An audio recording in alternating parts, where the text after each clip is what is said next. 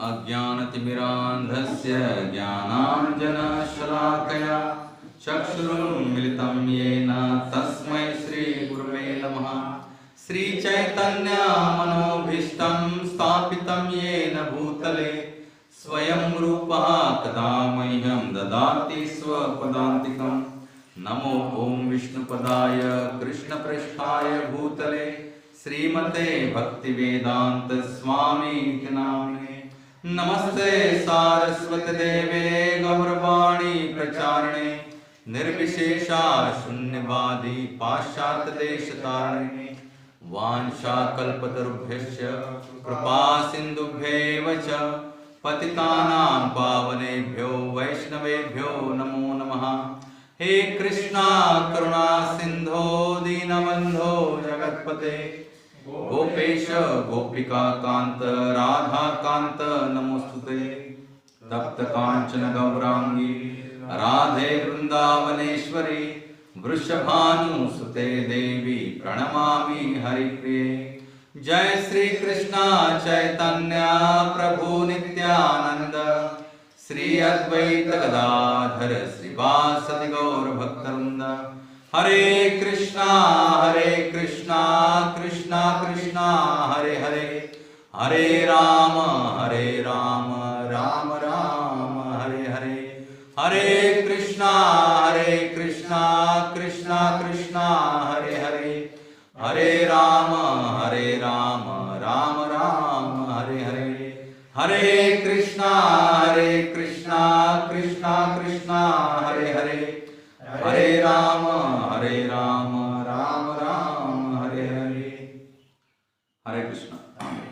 आपलं सर्वांचं स्वागत आहे आजच्या ह्या रविवारच्या सकाळच्या सत्रामध्ये इस्कॉन राजापूर रत्नागिरीद्वारा।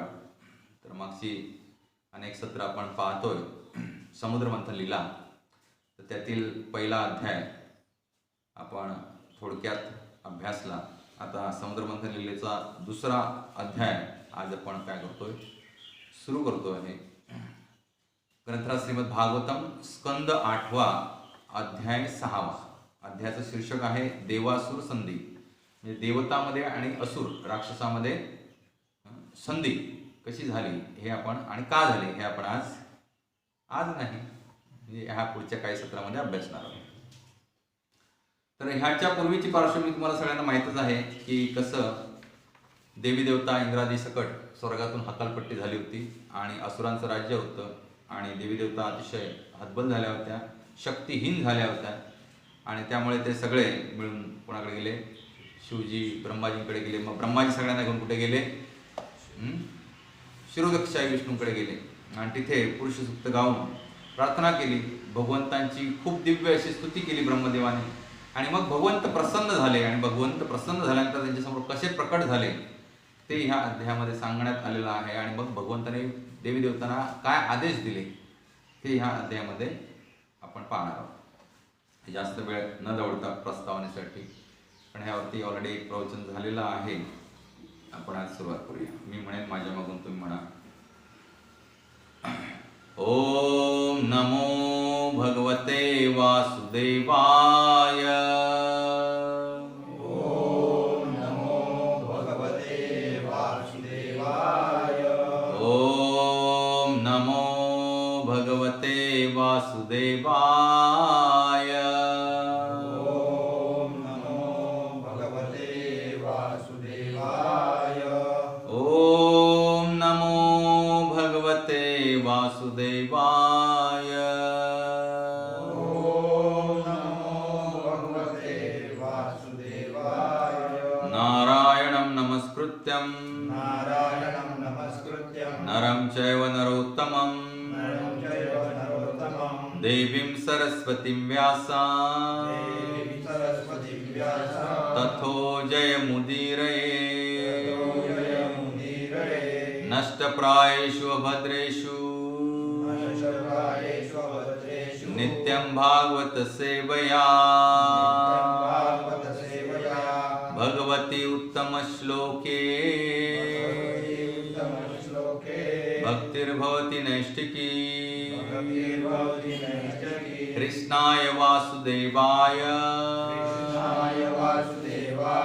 देवकी नंदनाय च देवकीनन्दनाय च नन्दगोपकुमाराय नन्दगोपकुमाराय गोविन्दाय नमो नमः गोविन्दाय नमो नमः हरे कृष्णा हरे कृष्णा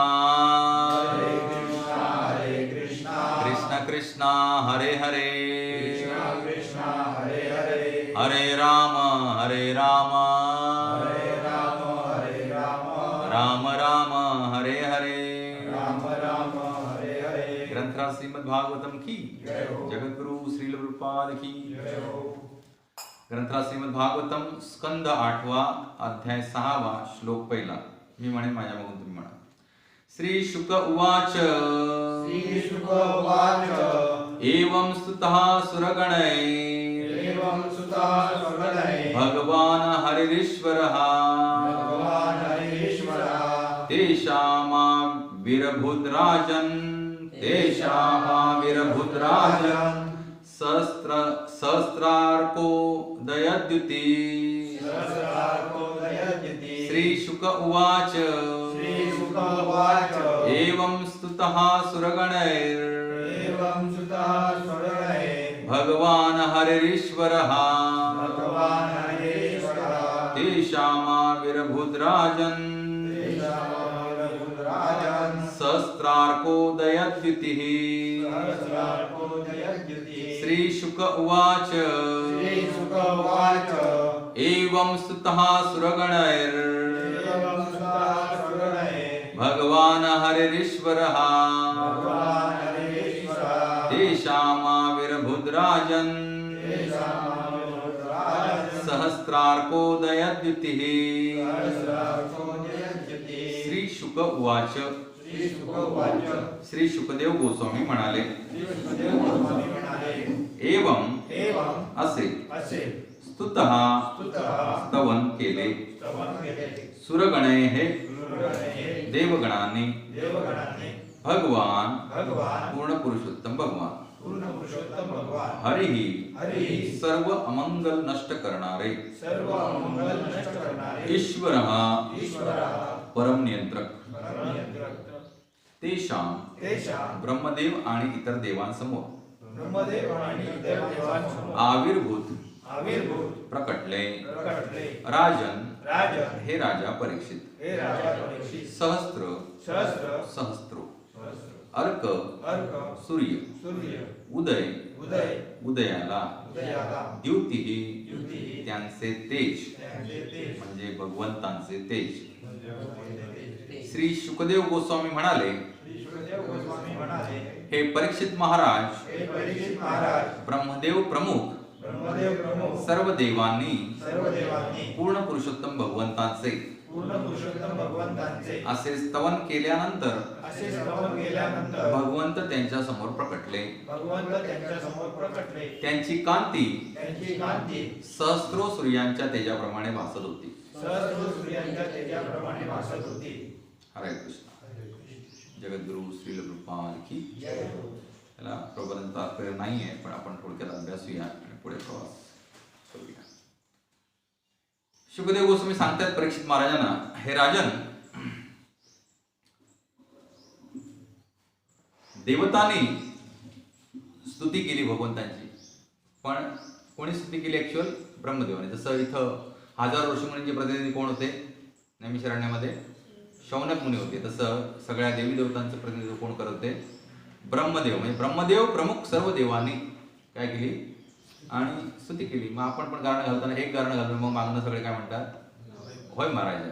तसं बाकी देवता पण होते होय भगवंता असं असं आमची काय झाली हालत खूप खराब झालेली आहे तर आमच्यावरती कृपा करा. काय वाईट नाही भगवंताकडे मागण्यामध्ये.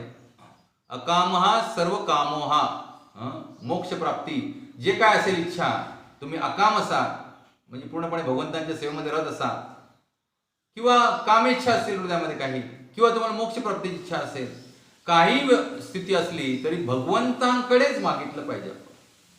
लक्षात नाही तर कोणाकडे मागूनही त्याची पूर्तता होणार नाही. हे देवी देवतांना कळतं ब्रह्मदेवांना कळतं म्हणून ते कुठे गेले भगवंतांच्या दरबारी गेले.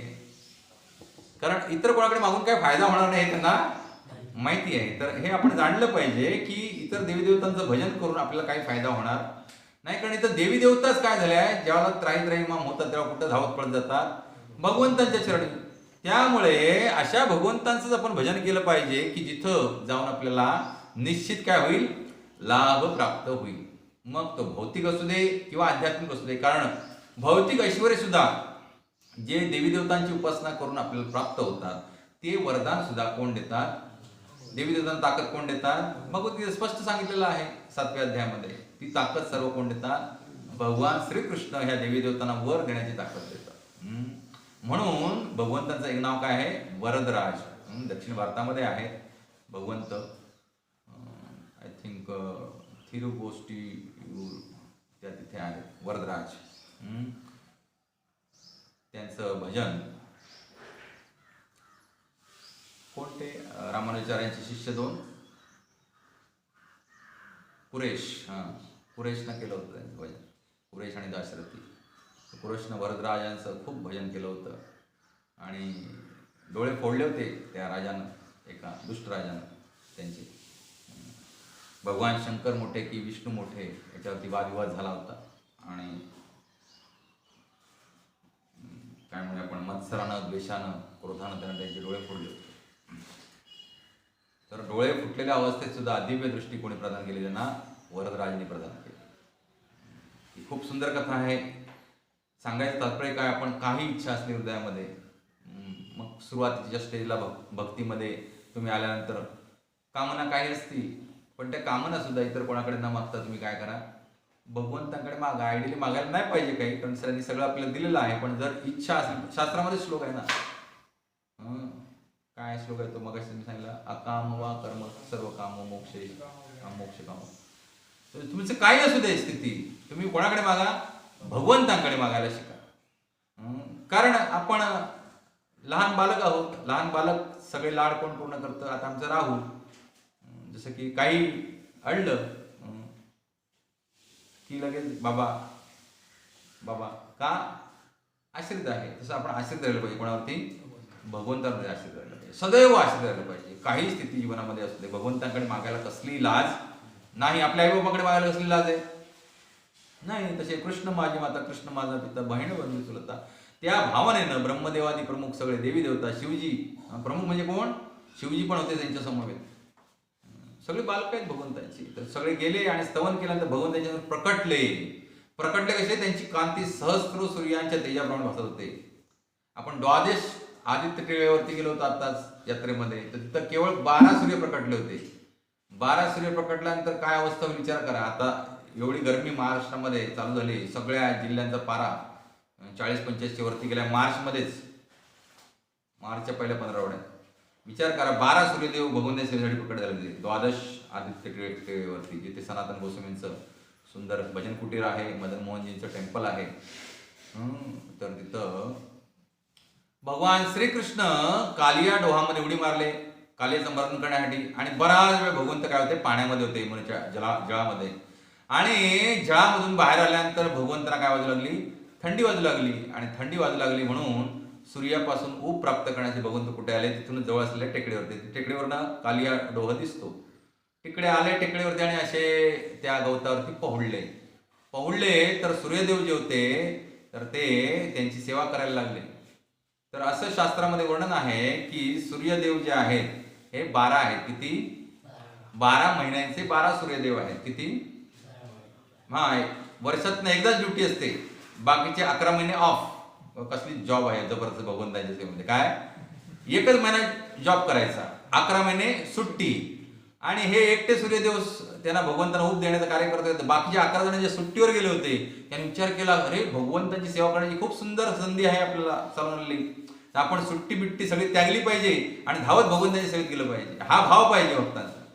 आपण आपलं शारीरिक सुख त्यागलं पाहिजे आणि तपश्चर्या केली पाहिजे भगवंतांच्या सेवेसाठी. सुट्टी बिट्टी काय विचार करता का म्हणे, आज मला सुट्टी आहे, नो, नथिंग डुईंग.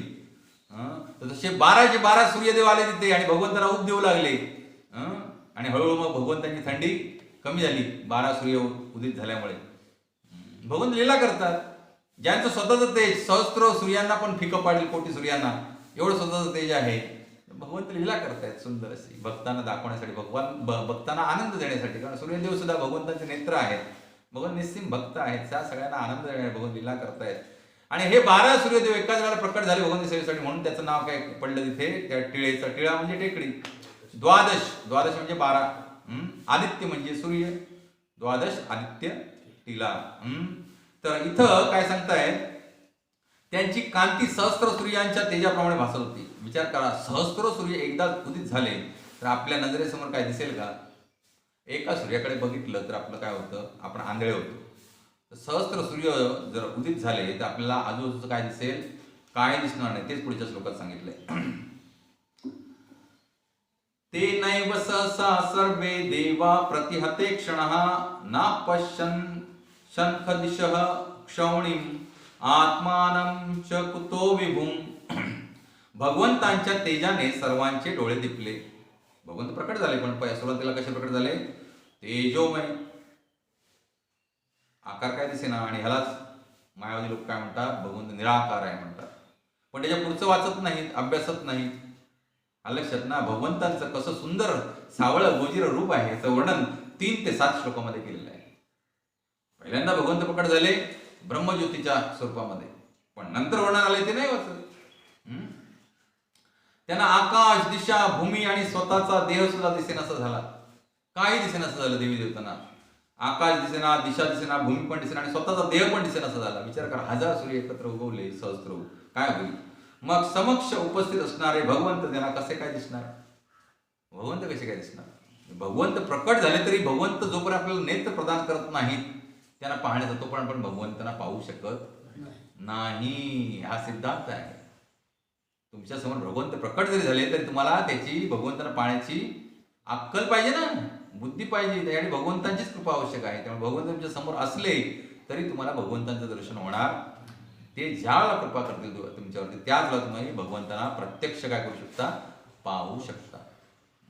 आणि ही कृपा तुमच्या हृदयातील निष्कपट प्रेम भाव, इतर जीवांप्रती करुणा आणि तुम्ही करत असलेली सेवा, हे पूर्ण देह त्याला बिलकुल कोणताही आराम न देता, जसं आपल्या षडगोस्वामींनी केलं तसं ज्यावेळेला आपण भजन करू 22-22 तास, त्यावेळेला भगवंत प्रसन्न होणार नाहीत का? सांगा बघूया.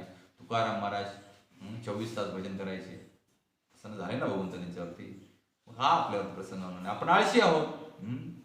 आळशी माणसाला काहीच नाही, भौतिक जगतात पण काही नाही आणि आध्यात्मिक तर नाहीच नाही. तर पुढे भगवंतांचं खूप सुंदर वर्णन आहे. तुम्ही हे सगळे श्लोक तुम्ही जाऊन अभ्यासा, बघूया. खूप सुंदर वर्णन आहे. विरिंचो भगवान दष्ट्वा सह शर्वेण तातनुं स्वच्छां मरकत श्यामा कुंज गर्भारुणेक्षणां. खूप सुंदर वर्णन. विरिंचो भगवान दष्ट्वा. विरिंच म्हणजे ब्रह्मदेव, त्यांचं एक नाव काय? विधाता, विरिंच. भगवान दष्ट्वा म्हणजे ब्रह्मदेव पाहत आहेत की शर्वेण म्हणजे भगवान शंकर. शर्व म्हणजे कोण? भगवान शंकर. शर्वेण पाहतायत. ताम म्हणजे भगवंतांना पाहतायत. तनुम त्यांचे दिव्य शरीर. स्वच्छाम भौतिक कल्मशापासून मुक्त. भगवंत शरीर कसं आहे? नित्य आध्यात्मिक आहे, अलौकिक आहे. मरकत श्यामाम रंग कसा आहे? मरकत मण्यासारखा, पाचू, निळा मणी, इंद्र नीलमणी, पाचूच्या वर्णाप्रमाणे निळसर कांती भगवंतांची. कंचगर्भ अरुण इक्षणाम. कंचगर्भ म्हणजे कमळाचा गाभा.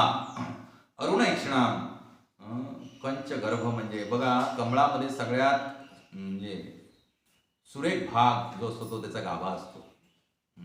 तर असं कंचगर्भ अरुण इक्षणाम. इक्षणाम म्हणजे नेत्र भगवंतांचे आणि अरुण म्हणजे सकाळची जी आभा असते सूर्योदयापूर्वी. अरुणोदय ज्याला म्हणतो आपण ना, सूर्योदय नंतर पहिला उषक काल, मग अरुणोदय आणि मग सूर्योदय. अशा 3 स्टेजमध्ये काय होतं? सूर्यदेवांचं आगमन होतं. तर अरुणोदय झाल्यानंतर पूर्ण सगळं तांबडं फुट्ट म्हणतो आपण. तर तसे सुंदर लालिमा आलेले भगवंतांचे नेत्र आणि भगवंतांचं कांती कशी आहे? सुंदर मरकत मण्यासारखी, पाचूच्या मण्यासारखी निळी कांती आहे, निळसर. तप्त हेम अवदातेन म्हणजे सुवर्ण. तप्त हेम म्हणजे आत्ताच वितळवलेलं सोनं जसं असतं तेजस्वी ओजस्वी पिवळं धमक, तसं तप्त सुवर्ण प्रमाणे पिवळे लसत तेजस्वी कौशेय वाससा पिवळी रेशीम वस्त्र परिधान केलेत पितांबर. बघा नजरेसमोर नजरेसमोर आणायची काय करत, तुमच्या नजरेसमोर भगवंत प्रकट आहेत. वर्ण कसा आहे, श्याम सुंदर घन निळा आहे भगवंतांचा वर्ण, आणि त्याच्यावरती मरकत म्हणण्यासारखं त्यांचं सौंदर्य आहे. आणि भगवंत काय नेसलेत, लिहिले पितांबर नेलेत, ज्याचा वर्ण कसा आहे, तप्त कांचन वर्ण आहे. आणि भगवन नेत्र लालिमा घेऊन आहेत आणि कमळाच्या गाभ्याप्रमाणे आहेत. साकार रूपातील भगवंताचं वर्णन आहे. तर ह्या तप्त हेम अवदातेनं जे पितांबर भगवंतांनी आले त्याच्यावरनं एक कथा सुंदर आहे. तर एक वारकरी होते बाबा, जवळजवळ 92 वर्षाचे झाले होते आणि वयाच्या 8व्या वर्षापासून ते नियमित वारी करायचे पंढरपूरची. भक्त कधी पण कफरलक असतात, लक्षात ना. अकिंचन भगवंत त्यांना अकिंचन ठेवतात, कारण का अकिंचन येणं केल्या प्रकारे भगवंतांना अकिंचनच ठेवतात. रात्री मी वासवी सूत्रजींना सांगत होतो, बघा पांडवांना भगवंताने युद्ध झाल्यानंतर ऐश्वर्य दिलं, पण ते ऐश्वर्य किती काळ भोगू शकले पांडव, जास्त काळ नाही भोगू, लक्षात ना.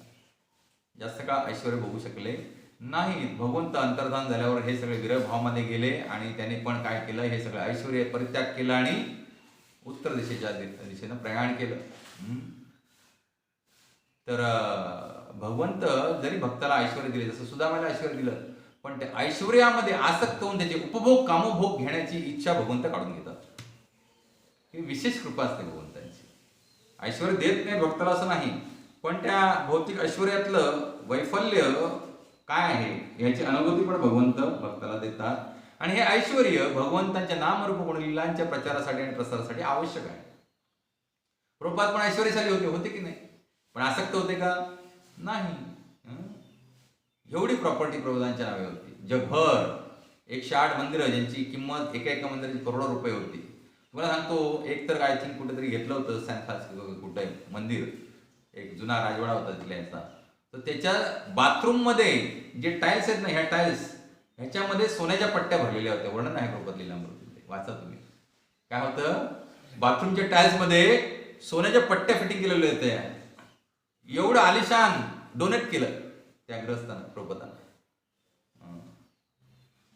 असं ऐश्वर्य होतं प्रभुपादांकडे, पण सगळं ऐश्वर्य भगवंतांच्या काय केलं, सेवेसाठी लावलं. तोच भाव असला पाहिजे. धन कमवायला काही अडचण नाही आणि कमवण्यासाठी तुम्हाला आटापिटा करायची पण गरज नाही. शास्त्र सांगतात सहजरित्या जे आपल्याला प्राप्त होईल उदरनिर्वाह साधन ते जीवानं करावं. गुरु महाराज स्पेशली याच्यावर स्ट्रेस करतात, सहजरित्या.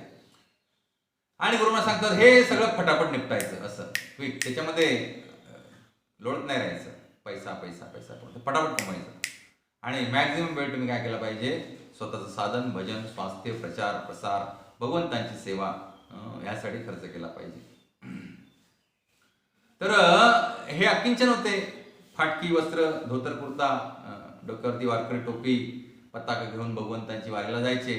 तर एकदा त्यांच्या वाटेत जाताना एक राजा, मोठा श्रीमंत राजा, दुर्गादेवीची पूजा मांडला होता. तर हे चालले होते, तर राजाने यांची भेट झाली.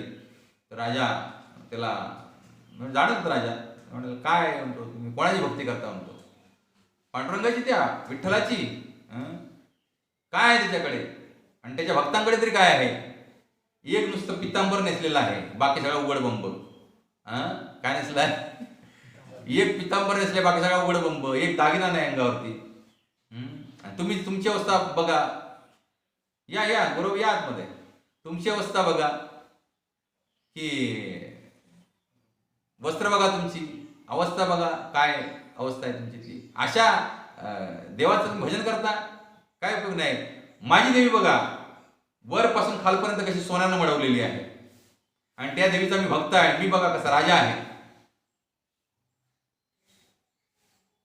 तर हे पांडुरंगाचे निस्सीम भक्त होते. 8व्या वर्षापासून वारीला जात होते. 92 वर्ष वय झालं होतं. म्हणजे जवळजवळ किती वर्ष वारी केली होती, 84 वर्ष वारी केली होती. आणि त्या प्रेमाशिवाय कोणी वारी करू शकत नाही. आणि पांडुरंगाचं ऐश्वर काय आहे? ईश्वर हा परम हा कृष्ण हा सच्चिद आनंद विग्रह अनादिर आदि गोविंद सर्व कारण कारणम आणि कामस्ते ते रतज्ञाना प्रपद्यंते अन्य देवता. हे सगळ्या फिलॉसॉफी कोणाला माहित होत्या? यांना बाबांना माहित होत्या. त्याने छाती ठोकपणे सांगितलं, हे राजा तू काय म्हणतोयस? माझा पांडुरंग ज्या पंढरीत राहतो पंढरपुरात, ती पूर्ण पंढरपूरच सोन्याचा आहे. तुझी खात्री पटत नसेल चलून बघ माझ्या बरोबर. दिले ठोकून. लक्षात काय मागचा पुढचा विचार केला, दिले ठोकून. राजा म्हणाला, बघ बाबा मी येतो तुझ्या बरोबर, आणि जर पंढरी सोन्याची नसली तर याद राख तुझा शिरच्छेद करेन मी भर राज दरबारात. आणि बाबा पण तेवढेच. आणि जर सोन्याची पंढरी निघाली तर काय करशील? म्हणाले, पुढचं आयुष्यभर तुझ्या त्या पांडुरंगाच्या नावाची पताका खांद्यावर घेऊन वारी करेन. सर म्हणाले, आले पायी चालत चालत. भीमेत्री आले दोघ जण, आणि लांबूनच पंढरी दिसायला लागली. तर बाबा बघतायत तर पूर्ण पंढरी सोन्याची, पूर्ण पंढरी सोन्याची. राजाला पण पूर्ण पंढरी सोन्याची दिसते. आणि चालत चालत नामदेव पायरीपर्यंत आले. नामदेव पायरीपर्यंत आले तर अजून एक गोष्ट सांगितली होती तिथे, तुझी ही देवी आहे ना देवी, ही पंढरपूरला झाडू मारते माझ्या विठुरायाच्या मंदिरामध्ये. बघा किती आत्मविश्वास भगवंतांच्या कृपेवरती, भगवंतांच्या ऐश्वर्यावरती. तुझी देवी माझ्या विठ्ठलाच्या मंदिरात झाडू मारते.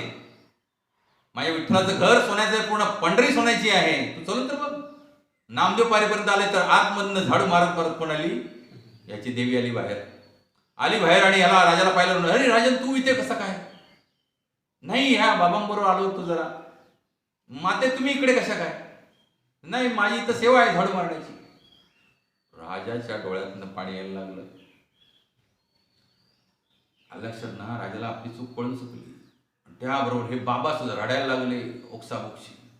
तर राजा म्हणतोय, अरे बाबा तुम्ही तर पण जिंकलात, मग तुम्ही का रडताय? बाबा म्हणतायत, हे राजन मी मागची 84 वर्ष इथं येतोय पंढरपूरला, पण मला कधीही सोन्याची पंढरी दिसली नाही. तुझ्या कृपेमुळे आज मला काय दिसली? सोन्याची पंढरी दिसली. धन्य माझे पांडुरंग आणि धन्य माझा जन्म सार्थक झाला आहे राजन. आणि दोघेही भगवंतांच्या प्रेमामध्ये विभोर होऊन त्याच्या पुढचं उर्वरित आयुष्य पूर्णपणे भगवंतांच्या सेवेमध्ये काय केले? रत केले पाहिजे पूर्णपणे. असं भगवंतांचं ऐश्वर आहे की जे ऐश्वर ज्या भक्तानं हृदयामध्ये धारण केलं त्याला दुसरा अजून कशाची जदाद राहणार नाही. तर हे सगुण भगवंत कालच्या प्रवचनात मी सांगत होतो तुम्हाला, हे सगळं फिलॉसॉफी त्यालाच कळणार ज्यानं भगवान श्रीकृष्णांना काय केलंय? आपलं प्राणनाथ स्वीकारलंय. इतर कोणालाही कळणार नाही. इतरांसाठी गुपित आहे. लक्षात, ज्यानं आपल्या हृदयामध्ये भगवंतांना आपले स्वतःचे प्राणनाथ सर्वोच्च आराध्य ज्यानं स्वीकारले त्यालाच हे सगळं काय होणार आहे? दिसणार आहे. तर त्या बाबांसारखा आपला विश्वास पाहिजे भगवंतांवरती, भगवंतांच्या ऐश्वर्यावरती, भगवंतांच्या कृपेवरती. मग भगवंत आपल्याला सदैव काय करतील? हाताला धरून फिरवतील. तर भगवान शंकरांसह सर्व भगवान ब्रह्मदेवाने पूर्ण पुरुषोत्तम भगवंतांचे स्फटिक समान रूप सौंदर्य अवलोकिले. भगवंतांचे शरीर पाचूप्रमाणे श्यामवर्णीय होते आणि त्यांचे नेत्र कमळगर्भाप्रमाणे आरक्त होते. भगवंताने तप्त सुवर्णाप्रमाणे पिवळ्या वर्णाची रेशमी वस्त्रे नेसली असून त्यांचे संपूर्ण शरीर अत्यंत सुशोभित होते. त्यांच्या सुंदर हास्ययुक्त मुखकमळावरती महारत्नांनी युक्त असा मुकुट होता. भगवंताच्या मस्तिका आहे महारत्नांनी सुशोभित असा मुकुट आहे. तप्त हेमवदातेन लसत कौशेय वाससा प्रसन्न चारु सर्वांगी सुमुखी सुंदर भ्रुवम महामणि किरीटेन केयुराभ्याच भूषिताम कर्णाभरण निर्भात कपोल श्रीमुखांबुजाम. खूप सुंदर हे श्लोक पाठ करून टाका. 1, 2, 3, 4, 5 श्लोक आहेत. भगवंतांचं साकार रूपातील वर्णन म्हणजे भगवंत साकारच आहेत. लक्षात ना, भगवंत निराकार नाहीये. निराकार आहे याचा अर्थ काय? भगवंतांना भौतिक आकार नाही. निर्गुण म्हणजे काय? भगवंतांना भौतिक गुणांनी बांधता येत नाही, किंवा भगवंतांच्या ठाई भौतिक गुण लवलेश मात्र नाही. या अर्थानं घेतले पाहिजे दोन्ही शब्द. तर त्यांचं सुंदर हास्ययुक्त मुखकमळावर महारत्न युक्त असा मुकुट होता. सुंदर मुकुट बघा, माताजीने सुंदर मुकुट सजवलाय भगवंतांच्या. आणि भगवंतांची भ्रुकुटी आकर्षक होती. भगवंतांची भुवया अतिशय आकर्षक. कधी पण ध्यान करताना भगवंताच्या नेत्रावरती ध्यान करायचं, मुखकमळावरती. आणि कपोलावरती कुंडले रुळत होती. कानातील कुंडले जी आहेत ना, ती गालावरती रुळत होती. आता पुढे बघा, सुंदर वर्णन आहे, ध्यान करा तुम्ही या वर्णनावरती. भगवंतांच्या कटीवर मेखला,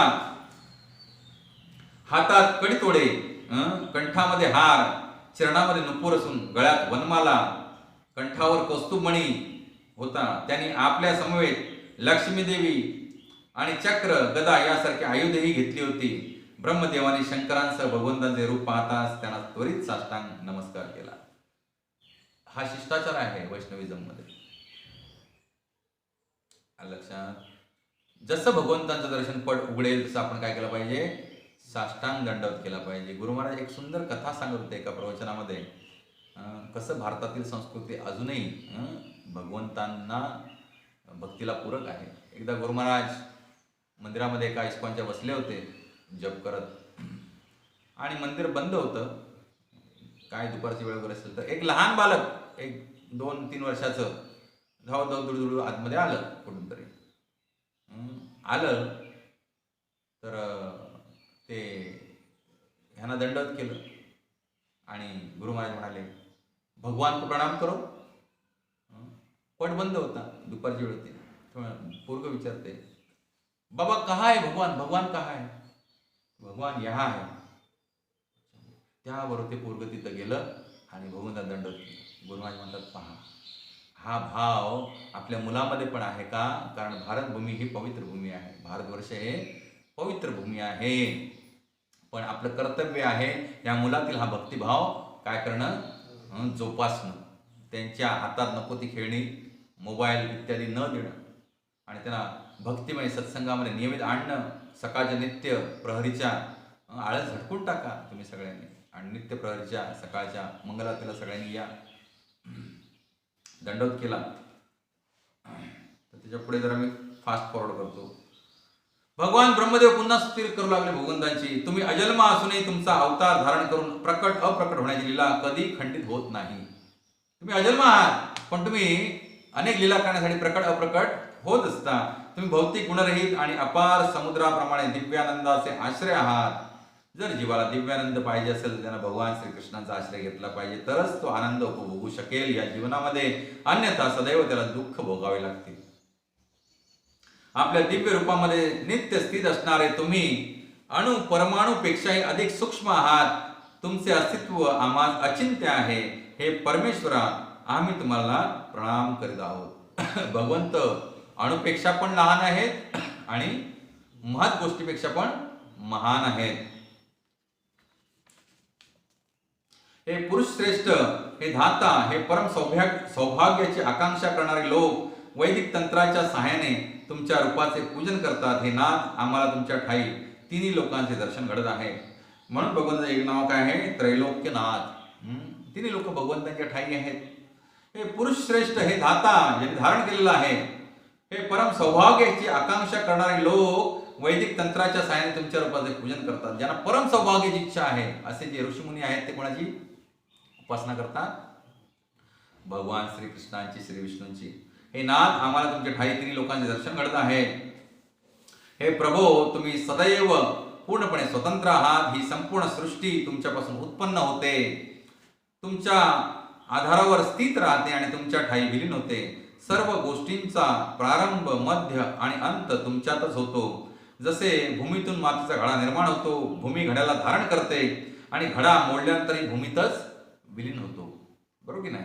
तसं सगळं काही भगवंतांच्या आतमध्ये स्थित आहे. आणि भगवंत त्याच वेळेला, एकाच वेळेला ह्या सगळ्याच्या बाहेर पण आहे. भगवंताचे सगळं आतमध्ये स्थित आहे म्हणजे भगवंत याच्यात अडकून बसले असं नाही, सगळं भगवंताच्या आतमध्ये स्थित आहे आणि भगवंत एका वेळेला त्या सगळ्यापासून बाहेर पण आहे. ह्यालाच अचिंत्य भेद अभेद तत्व म्हणतात. हे परमेश्वरा, तुम्ही स्वतंत्र असल्यामुळे तुम्हाला इतरांच्या सहाय्याची आवश्यकता नाही. तुम्ही स्वराट आहात, तुम्हाला कोणाची सहाय्याची आवश्यकता नाही. पण आम्ही जीव जे आहोत तुमचे अंश, केवळ आणि केवळ तुमच्यावरती आश्रित आहोत. स्वशक्तीने तुम्ही ही सृष्टी निर्माण करून तिच्यात प्रविष्ट होता. कृष्ण भावनेत प्रगत, वैदिक शास्त्रात पारंगत आणि भक्तियोगाद्वारे भौतिक कल्मशापासून मुक्त असलेले असे लोक आपल्या निर्मळ मनाद्वारे स्पष्टपणे पाहू शकतात की तुम्ही भौतिक गुणांच्या विकारामध्ये राहूनही हे गुण तुम्हाला स्पर्शही करत नाही. जसं तेल आणि पाणी मिश्रित केलं तर दोघांचं मिश्रण होतं का? किती तुम्ही मिक्सरला लावा, काय करा, परत ठेवलं की ते काय होणार? सेपरेट होणार. तसं तेल आणि पाणी जसं मिश्रित होत नाही, तसं भगवंत जरी इथे लीला करण्यासाठी प्रकट झाले भौतिक जगतात, तरी भगवंतांना हे 3 गुण बाधत नाहीत. तर एक असाच पडत मूर्ख एकदा प्रश्न केला की भगवंत भौतिक देह धारण करत नाहीत, तर भगवंत ज्याला त्या व्याधानं बाण मारला आणि ज्यावेळेला त्यांचा मृत्यू झाला, तर त्यावेळेला त्यांचा देह कसा काय मागे राहिला? लक्षात? देह त्यांचा मागे कसा राहिला? भगवंत काही करू शकतात. एक उदाहरण देतो तुम्हाला. एक महान जादूगार होता, महान. तो सोंगाड्या पण होता. लक्षात? सोंगाड्या पण होता. तर एक दिवस तो बैलाचं रूप घेऊन गेला राजदरबारात. बैलाचं रूप घेऊन गेला राजदरबारात. तर राजाने काय केलं, एक खडा घेतला आणि त्याच्या अंगावर मारला. आणि त्यावर तुम्ही बैलाच्या अंगावरती खडा मारून बघितलंय, ते कसं तिथलं स्पॉट थरथरतं. सेम ती नक्कल ह्यानं केली. राजा एवढा प्रसन्न झाला की त्याला आपल्या राजदरबारात स्थान देऊन टाकलं आणि त्याच्या राहण्याची, खाण्याची, पिण्याची सगळी व्यवस्था केली. आणि त्यानंतर तो रोज अशी सोंग घेऊन यायचा. तर एक दिवस तो राजदरबारात आला आणि राजाला म्हणाला की हे राजन, मी आता मरणार आहे. आज मला साक्षात्कार झाला की आज माझं काय आहे, मृत्यू आहे. आणि तिथं तो सगळ्यांना देखत धाडकन कोसळला. आता हे आमचे शेजारी वॉर्डमध्ये जे ॲडमिट आहेत, विजया गुरुवाजी, प्रवीणा माहिती असेल, थोडक्यात मी सांगतो. तिचे मिस्टर आहेत ना गुरव, तर ते असं मेल्याचं नाटक करतात भालवले बऱ्याच वेळा रस्त्यात बिस्त्यात पडून, बरोबर ना? तसं ह्यानं काय केलं, मेल्याचं नाटक केलं. सगळ्यांनी तपासलं, राजवैद्याने सगळ्यांनी हा मेला डिक्लेअर केलं आणि याचं प्रेत उचलून नेऊन चितेवरती जाळलं सुद्धा यानं. आणि काही महिने गेले तर ह्या एक राजाला पत्र आलं. काय पत्र आलं? हे राजन, कशी आवडली माझी जादू?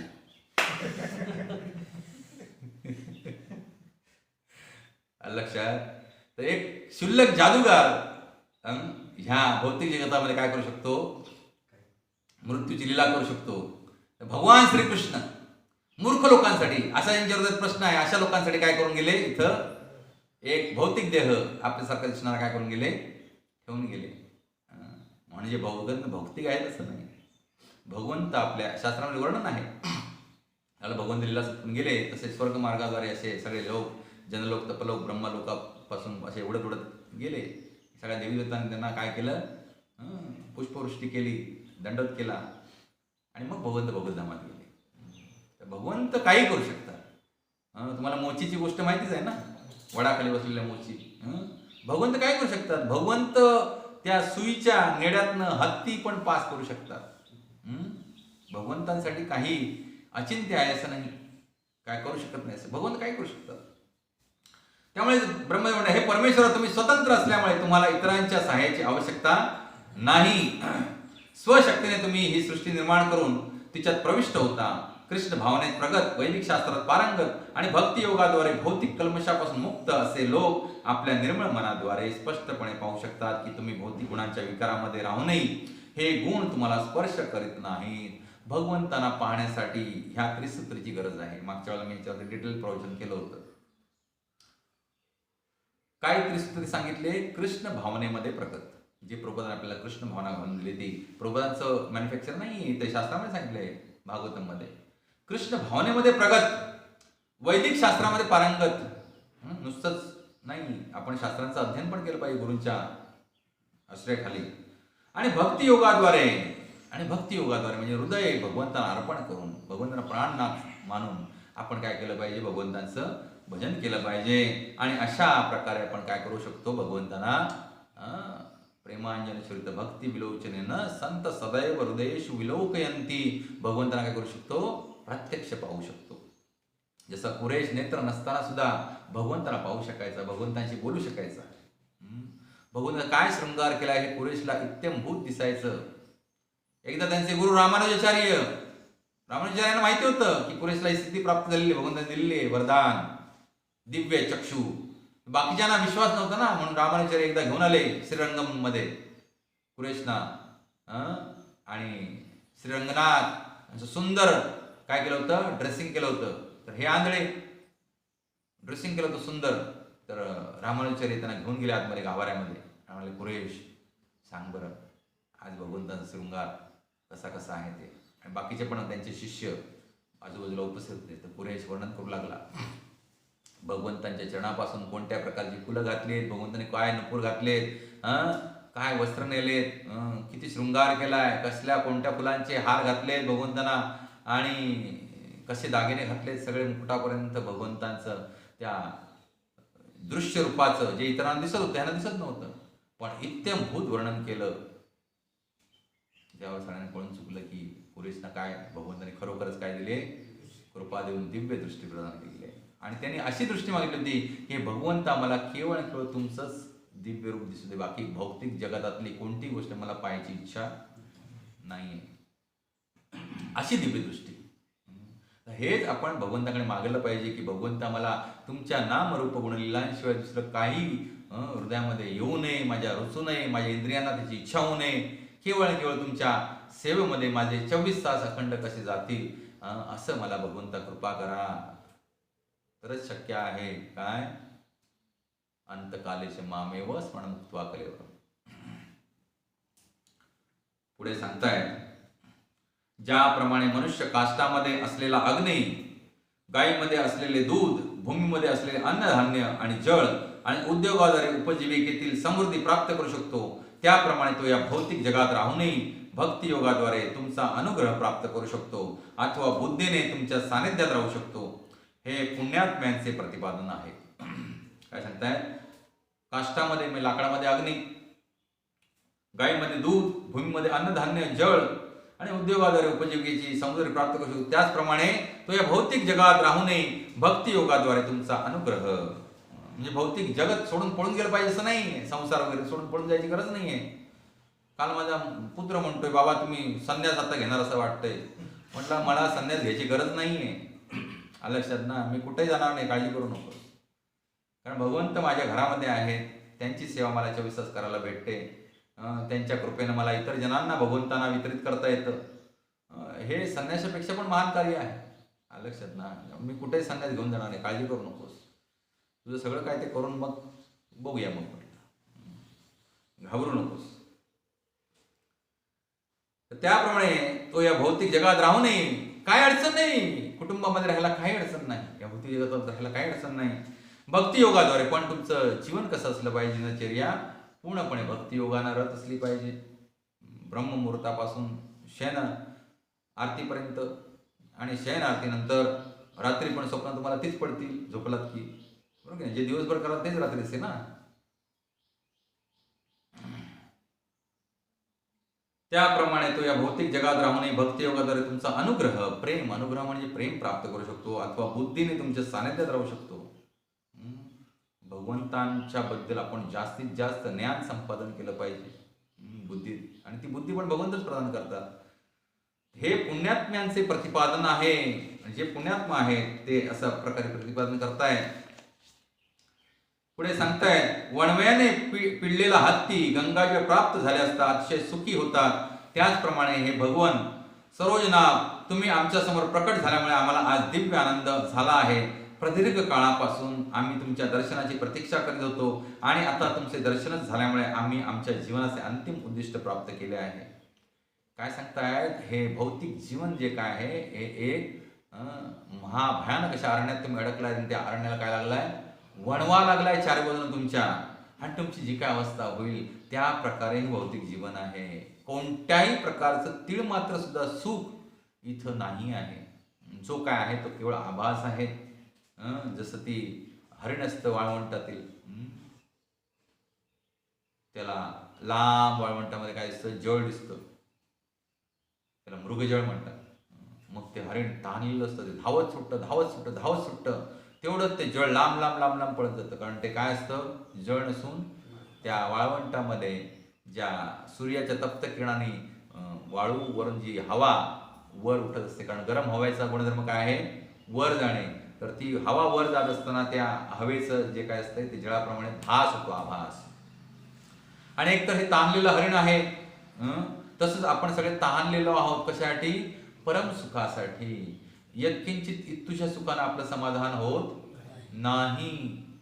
होतच नाही. आणि म्हणून आपण पळतोय हे सुख ते सुख ते सुख ते सुख. आणि पण जो आध्यात्मिक जीवन ज्ञान प्राप्त करत नाही, आत्मसाक्षात्कार प्राप्त करत नाही, भगवंतांशी योग जुळून आणत नाही, त्याची अवस्था ह्या मृगजळासारखी होते. ते हरिण तहान तर लागले, पाणी तर समोर दिसतंय आणि धावतंय धावतंय धावतंय, तर काय होतं, धावून धावून धावून त्याच्यात अंगात असलेलं पाणी सुद्धा उडून जातं, पूर्ण डिहायड्रेट होतं, तोंडात फेस यायला लागतो. धापा टाकत ते तिथंच त्या तप्त वाळूमध्ये त्याचं जीभ आ करून गतप्राण होतो. तोंडात काय जाते, तप्त वाळू. म्हणजे ह्या भौतिक जगतामध्ये आपण जर खऱ्या सुखाचा जर शोध घेतला केवळ भौतिक सुखाद्वारे, तर आपली अवस्था काय होणार आहे, या हरणासारखी होणार आहे. आणि तोंडात फक्त दुःखांचे तप्त वाळूचे कणच पडणार आहेत. कारण इथलं सुख जे आहे ते आभासी आहे. परम सुख कुठे असेल तर ते म्हणजे भगवंतांच्या प्रेमाभक्तीतच आहे. जसं की तर उदाहरण दिले भागवतम मध्ये, वणव्याने पिळलेला हत्ती गंगाजळ प्राप्त झाले असता अतिशय सुखी होतो. गंगा किनारी अनेक उंच उंच पर्वत आहेत. त्या पर्वतामध्ये हत्ती विचरण करत असताना तिथं जर वाळवंटा त्या वणवा पेटला तर हत्तीला माहित असतं पाणी कुठे आहे, गंगा कुठे आहे. ते त्या पर्वताची चढाई न करता काय करतात, त्या ढगांवर धावत सुटतात. वणवा पाठवून येत असतो, हे पुढे धावत असतात, धावत येतात आणि स्वतःला झोपून देतात. कुठे, गंगाजळामध्ये झोपून देतात. आणि गंगाजळामध्ये झोपून दिल्यानंतर गंगाजळ एवढं शीतल आणि पवित्र आहे की त्यांची पूर्ण तृष्णा जी आहे आणि अंगाची लाही गंगा काय करते, मातेप्रमाणे शांत करून टाकते. कारण गंगा हे भगवंतांचे चरणामृत आहे, दिव्य साक्षात चरणामृत आहे.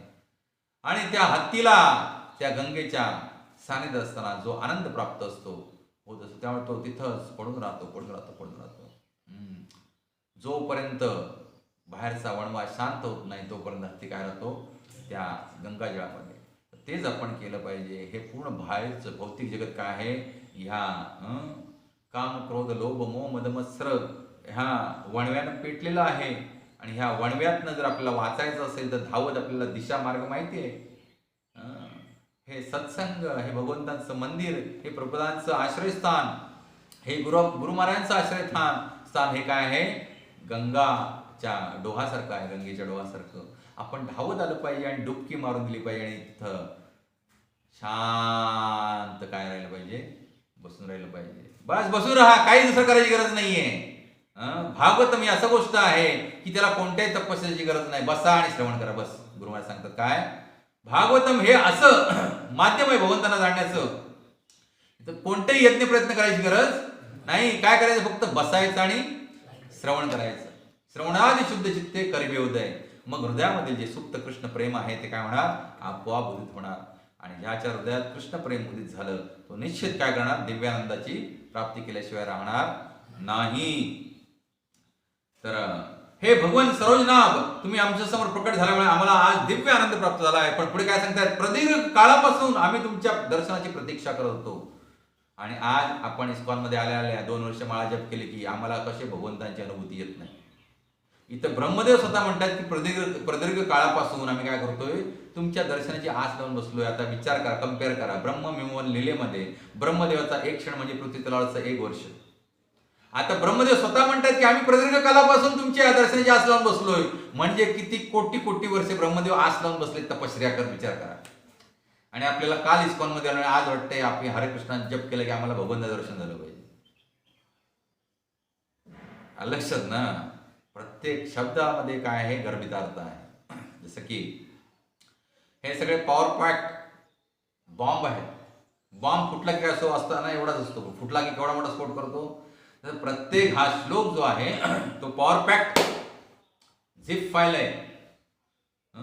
आणि म्हणूनच ते भुरीदाजानं म्हटलंय, जे तुमचे भक्त तुमच्या ह्या भागवतमचं काय करतात, विस्तृत वर्णन करतात विस्तारानं. स्पष्ट शब्द आला त्याच्यामध्ये, त्या तव कथामृतम तप्त जीवनम कवी भीरिडितम कल्मशापम श्रवणमंगलम श्रीमदातम भुवी गृणंते ते भुरीदाजना. जे तुमचे भक्त तुमच्या प्रेमामध्ये रत होऊन तुमच्या या लीला कथांचं काय करतात, विस्तारपूर्वक वर्णन करतात. बरं, हे विस्तार करण्याची बुद्धी पण काय करतात, तुम्हीच त्यांना देता. हरिबाबा शास्त्रींची मागे मी कथा सांगितली नाशिकच्या, श्रवण करा. हा विस्तार करण्याची कला कोण देतं, त्यांना तुम्हीच देता भगवंता. तर अशा तुमच्या त्या दिव्य भक्तांचा, जे तुमचे नाम रूप गुणलीलाच्या कथांचं काय करतायत, ह्या जगतामध्ये जगत कल्याणासाठी गायन करतायत, त्यांचा भुरीदाजना, त्यांचा जय जयकार असो. गोपी गातायत, राधाराणी सांगतायत, प्रदीर्घ काळापासून आम्ही तुमच्या दर्शनाची प्रतीक्षा करीत होतो आणि आता तुमचे दर्शनच झाल्यामुळे आम्ही आमच्या जीवनाचे अंतिम उद्दिष्ट प्राप्त केले आहे. दर्शन होणार भगवंताचं, काळजी करू नका. लक्षात ना. आणि होत आहे नित्य. कृपा आहे भगवंताची, त्याच्याशिवाय भगवंत दर्शन शक्य नाही. गरज आहे. हत्ती जसं त्या गंगेमध्ये येऊन पडून राहतो, तसं तुम्ही भक्तांच्या संघामध्ये येऊन पडून राहिलं पाहिजे. कोणत्याही प्रकारचा अहंकार हृदयामध्ये असता कामा नये. आजकाल आम्ही बघतो, तथाकथित थोडंफार बोलायला यायला लागलं की, प्रवचन करायला यायला लागलं की नवसाधक भक्तांना सत्संग नकोसा वाटतो. मग लांब लांबची बोलावणी घ्यायची, हे करायचं नाही. हे नाही आहे भक्ती भजनाचा प्रचार. लक्षात ना. तुम्ही एका ठिकाणी बसा आणि तिथं जे आश्रित भक्त आहेत त्यांचं पालन पोषण कसं होईल ते पहा. प्रभुपाद पूर्ण दुनिया फिरले, पण प्रभुपादांनी एका ठिकाणी बसून काय केलं, त्यांच्यावरती आश्रित आहेत त्यांच्यासाठी खूप खूप कष्ट घेऊन कार्य केलं. गावगाव फिरत राहिले नाहीत, इकडे गेला तिकडे गेला तिकडे गेला नाही. जिथं जिथं मंदिर स्थापन केली, एवढ्या बिझी शेड्यूलमध्ये, एवढ्या कमी वर्षाच्या कालावधीमध्ये प्रत्येक मंदिरामध्ये 3-3, 4-4 वेळा प्रभुपाद गेलेत आणि तिथं जाऊन भक्तांना मार्गदर्शन करायचं. ह्या गावात प्रवचन केलं, त्या गावात प्रवचन केलं आणि सोडून दिलं, तसलं नाही. तशानं भक्तीचा प्रचार होणार नाही. आपण काय प्रभुपाद नाही होत, त्यामुळे आपण एक काजव्याप्रमाणे आहोत. तर आपण जिथं आहोत तिथं शांत राहायचंय आणि आपल्याला जी काय खारीची सेवा होईल ती करायची आणि भगवंत त्यांना संतुष्ट होतील. नाही आणि अजून काय महान कार्य घडायचं असेल तर भगवंत ताकद देतील ना.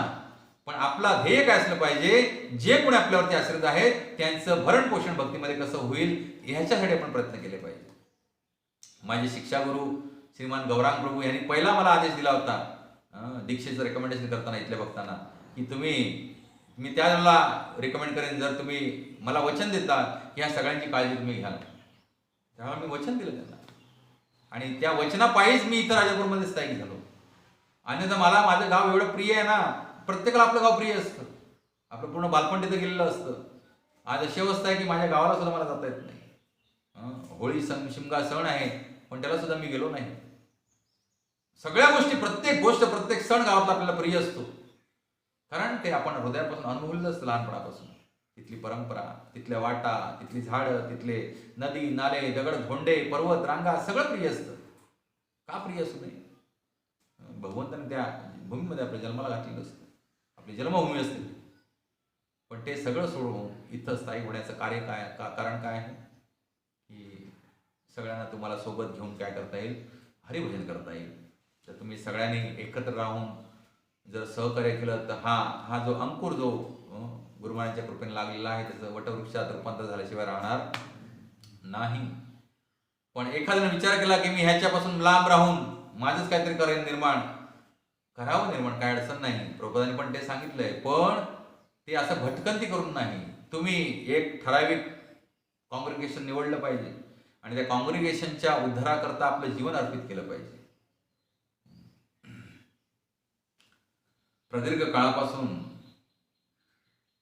पुढे सांगतात, हे प्रभो, आम्ही सर्व लोकपाल तुमच्या चरणी आलो आहोत. कृपया आमचे मनोरथ पूर्ण करा. तुम्ही सर्व गोष्टींचे अंतर्बाह्य साक्षी आहात. तुमच्यापासून अज्ञात असे काही नसल्यामुळे तुम्हाला पुन्हा काही सांगण्याची आवश्यकता नाहीये. आता काहीतरी काय म्हणतात, ताकाला जाऊन भांडलं कोण म्हणे ना आपल्याकडे, ताकाला गेलाय ताक पाहिजे म्हणून भांडलं पोहतंय. तर ब्रह्मदेव सांगतायत की भगवंता, तुम्ही आत बाहेर सगळं जाणता. आमच्या हृदयात काय आहे ते तुम्ही जाणता. आम्ही कशासाठी इथं आलो ते तुम्ही जाणता. त्यामुळे आम्ही काय पुन्हा आता सांगत नाही त्याच्यामध्ये डिटेलमध्ये अजून. तर ते कृपया आमचं मनोरथ पूर्ण करा. आमच्या मनातली इच्छा जी आहे ती पूर्ण करा. हे प्रभो, तुम्ही मूळ अग्नी समान असून मी ब्रह्मदेव, भगवान शिव आणि दक्षासारखे प्रजापती तुमच्यापासून उत्पन्न होणाऱ्या ठिणग्यांप्रमाणे आहोत. स्वतः ब्रह्मदेव, भगवान शंकर, प्रजापती, दक्ष हे सगळे काय आहेत, त्या मूळ अग्नीपासून निघणाऱ्या ठिणग्या आहेत. ठिणग्यांचं अस्तित्व नसतं. ठिणगी मूळ अग्नीपासून बाहेर पडली की चमकते, काही काळ नाही चमकत नाही, पण लगेच तिचं काय होतं, चमकल्या क्षणी राख होऊन जाते. त्यामुळे त्या मूळ अग्नीसोबत राहण्यातच ठिणगीचं काय असतं, अस्तित्व असतं. तर आम्ही तुमचे यकश्चित अंश असल्यामुळे आमचे कल्याण ते आम्ही काय जाणणार. हे परमेश्वरा, देव ब्राह्मणांना योग्य असे उद्धाराचे साधन कृपया आम्हास प्रदान करा. हा भाव पाहिजे आपण ज्याला मंदिरात जाऊन प्रार्थना करतो. आमचं कल्याण आम्ही कसं करू शकतो हे आम्ही जाणत नाही, रे तुम्ही जाणता. त्यामुळे तुम्ही आमच्यावरती कृपा करा आणि आम्हाला कल्याणकारी असा वरदान प्रदान करा. आम्हाला माहित नाहीये काय तुमच्याकडे मागायचं, आमची जेवढी बुद्धी नाही. आता ब्रह्मदेव सांगतायत, यांनी 4 वेद धारण केलेले आहेत, सृष्टीचं निर्माण केलंय. ते ब्रह्मदेव भगवंता काय सांगतायत की आम्हाला माहित नाही आमच्याकडे काय योग्य अयोग्य आहे, आमचं कल्याण कशामध्ये आहे आम्हाला माहित नाही. पण हे परमेश्वरा, देव ब्राह्मणांना योग्य असे उद्धाराचे साधन तुम्ही काय करा, आम्हास प्रदान करा. आता ब्राह्मण देवता सगळे त्रस्त झाले, ऋषीमुनी त्रस्त झाले, कारण असुरांचं राज्य आहे ना. त्यामुळे हे देव आणि ब्राह्मणांना योग असं काय करा, तुम्ही आम्हास वरदान प्रदान करा. पुढे शुकदेव गोस्वामी म्हणतात, श्री शुकदेव गोस्वामी म्हणाले, ब्रह्मदेव प्रमुख देवांनी भगवंतांचे असे स्तवन केले तेव्हा ते कोणत्या उद्देशाने आपल्या निकट आले आहेत हे भगवंताने जाणले. भगवंत अंतर्ज्ञानी आहेत. भगवंताने मग मेघासारख्या गंभीर वाणीने हात जोडून उभे असलेल्या देवांना असे संबोधित केले. काय संबोधित करतायत, सुरेश्वर पूर्ण पुरुषोत्तम भगवान देवांचे कार्य करण्यास स्वतः समर्थ असूनही त्यांना समुद्र मंथनाच्या लीलेचे आस्वादन करावयाचे होते, म्हणून ते याप्रमाणे म्हणाले. भगवंत काय म्हणाले असते, चला तथास्तु, एका फटक्यात असुरांचा नायनाट करून टाकतो, तुमचं राज्य स्थापन करतो. पण भगवंताला इच्छा काय झाली, चला काहीतरी क्रीडा केली पाहिजे, जलक्रीडा केली पाहिजे, थोडंसं क्रीडा केली पाहिजे. भगवंताला क्रीडा करण्याची इच्छा झाली. कारण तिकडे वैकुंठामध्ये भगवंत बसलेत आणि सगळे चामर घालतायत, सेवा करतायत, सेवा आणि मेवा आणून देतात. भगवंत ते सगळं घेऊन सगळं सात्विक असेल ना, तर मग आपला कंटाळा येतो. थोडीशी फोडणी लागते ना. गुरुवार सांगतात संसारामध्ये काय लागते, फोडणी लागते, छौस, थोडंसं खट्टा मिठा तीखा कम ज्यादा सब चाहिए संसार में. या भौतिक संसारात पती पत्नीचा संसार जो चालू असतो त्याच्यामध्ये थोडंसं लटके झटके, मान अपमान, मग मानापमान आणि मग काय मान काढण्याची लीला, हे सगळं करावं लागतं. त्याच्यामध्ये जो आनंद आहे तो वेगळा आनंद आहे. तो भगवान श्रीकृष्णांनी पण अनुभवला ना. राधाने मान करायच्या, मग राधांचा मान काढण्यासाठी भगवंतांना खूप काय काय गोष्टी कराव्या लागायच्या आणि त्यामध्ये दोघांना आनंद यायचा, सगळ्यांना आनंद यायचा. तसंच आहे ते संसार म्हणजे हे असंच आहे, चालायचं. पण भगवंत काय म्हणतायत, भगवंताला सहज शक्य होतं की चला असुरांना घालूया पाताळात, चला पुन्हा या स्थापन व्हा. पण भगवंताला काय झाली, क्रीडा करण्याची इच्छा झाली, पाठ खाजून घेण्याची इच्छा झाली. पाठीला खाजून ते भगवंताने खाजवणार कोण नव्हतं. लक्षात ना, कुर्म अवतार धारण केला या लीलेमध्ये. पाठ खाजून घेतली भगवंतानी. तो मंदिराचल पर्वत, त्याची मोठमोठी शिखरं आणि ती रगडत होते आणि भगवंताला काही वाटत नव्हतं. पाठ एवढी दगडाची अणकुची डोकं शिखर लागतात पाठीला. भगवंत असं आनंद येत होता. हा आपण कसं घामोळ झालं की असं सिमेंटच्या खांबाला असं रगडतो, तर भगवंत असं तसा आनंद येणार. मग भगवंत झोपी गेले त्याच्यामध्येच, पाठ खाजत खाजत सुंदर झोपी गेले. तर अशी दिव्य लीला भगवंतांना करायची होती, थोडंसं क्रीडा करायची इच्छा झाली होती भगवंतांना. आणि म्हणून भगवंताने काय केलं, समुद्र मंथनाच्या लीलेचं आस्वादन करायचं होते, म्हणून ते याप्रमाणे म्हणाले. पुढे श्री भगवान वाच ते आपण पुढच्या रविवारी पाहूया. हरे कृष्णा कृष्णा कृष्णा हरे हरे, हरे राम राम राम हरे हरे. ग्रंथराज श्रीमद् भागवतम की, श्री राधा श्याम सुंदर भगवान की, ताय गौर प्रेमानंदे, जगत गुरु श्रील प्रभुपाद की जय हो.